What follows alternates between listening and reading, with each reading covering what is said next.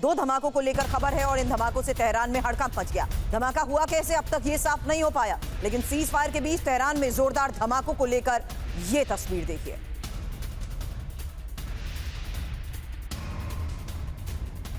Tehran में धमाकों को लेकर अब दावा किया जा रहा है। हालांकि सीज फायर के बीच धमाकों की ये तस्वीरें सामने आई हैं और दावा ये कि दो जोरदार धमाके हुए।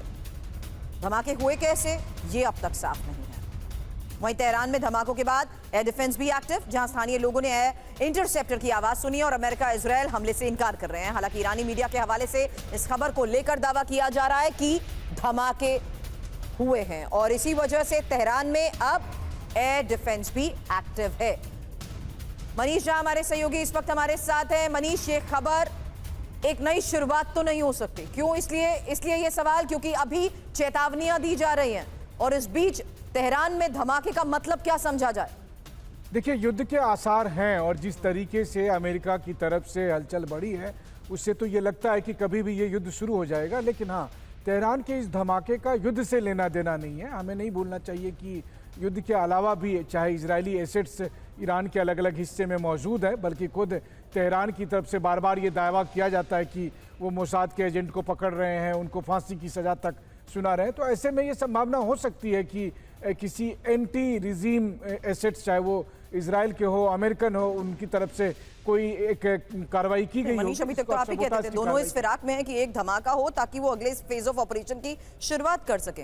क्या ये कुछ ऐसा तो नहीं है? ऐसी संभावना तब होगी जब अमेरिकन नेवी की तरफ से जब अटैक किया जाएगा, फिर अगर वो ऐसा कोई मिसाइल भी एक मिसाइल और ये युद्ध शुरू हो जाएगा। ठीक है, लेकिन अब एक बहुत बड़ी खबर है और ये अमेरिकी सेना पर बड़े साइबर हमले को लेकर आज एक बड़ी खबर है, जहां मुश्किल में है 2379 अमेरिकी मरीन कमांडो और पर्शियन गल्फ में यूएस कमांडो के लिए एक चक्रव्यूह है, जहां ईरान के टारगेट पर अमेरिकी कमांडो। हालांकि ये अमेरिकी कमांडोज को लेकर 2379, क्या ये एक बहुत बड़ा कोड है?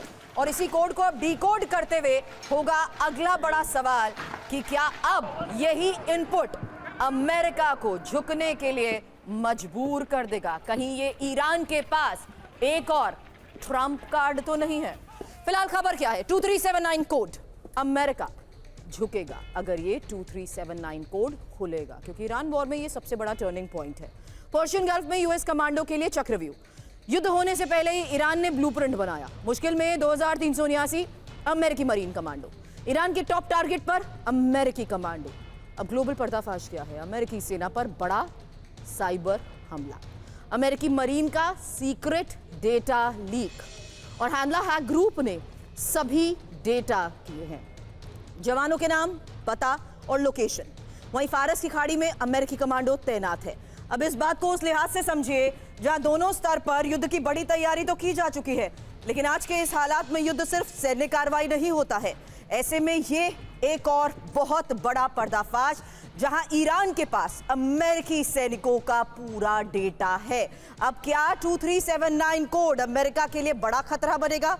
ये एक और बड़ा सवाल है, क्योंकि क्या ईरान ने काउंटर अटैक ब्लूप्रिंट तैयार कर लिया है? मनीष, यही सवाल मैं आपसे करने वाली हूं, क्योंकि आप फारस की खाड़ी में अमेरिकी कमांडो की जान खतरे में है और क्या ये पर्दाफाश आने वाले बड़े युद्ध का संकेत है?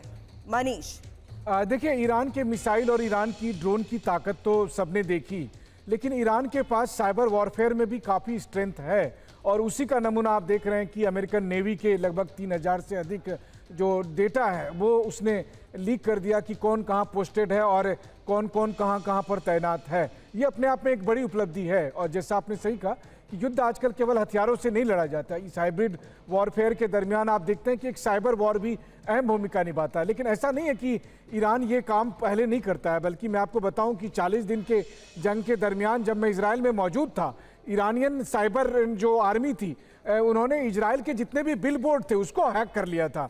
इसके अलावा आईडीएफ ने कहा था कि आईडीएफ के सैनिकों के पास मैसेज आते हैं और उस मैसेज को अगर आपने रिस्पॉन्ड किया तो फिर उनके फ़ोन हैक करके उसकी सारी जानकारी सार्वजनिक हो जाती थी। तो ईरान के पास एक बड़ी साइबर आर्मी भी है जो लगातार अमेरिका पर, इजराइल पर और फिर आप कहें तो उनके एसेट्स के बारे में जानकारी कई बार लीक करती है। और एक्सपर्ट्स भी मनीष यही मानते हैं कि जिस तरीके की मैपिंग ईरान ने कर रखी थी, सटीक और असरदार हमलों को ईरान ने अंजाम दिया है और ईरान भी इसी सैन्य तैयारी अमेरिका की इन तमाम चेतावनियों के बीच ये कह चुका है कि इस बार भी ईरान ऐसे हमले करेगा जो अमेरिका ने कभी सोचे नहीं होंगे।